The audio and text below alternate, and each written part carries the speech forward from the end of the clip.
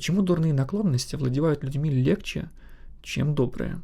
— спросили ученики у своего учителя. На что старец спросил в ответ и у них.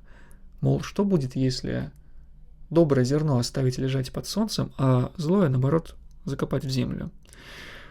Ученики, конечно же, ответили, что доброе зерно погибнет, а вот дурное зерно, оно хоть и прорастет, но росток этот будет бедным, а плоды этого растения будут худыми.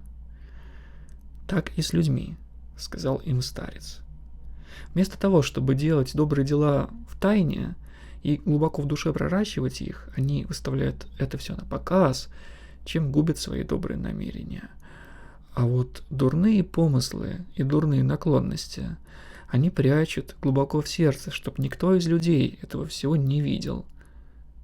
И находясь в сердце, эти дурные наклонности прорастают и в нас, и отравляют нашу душу. Так будем же мудры.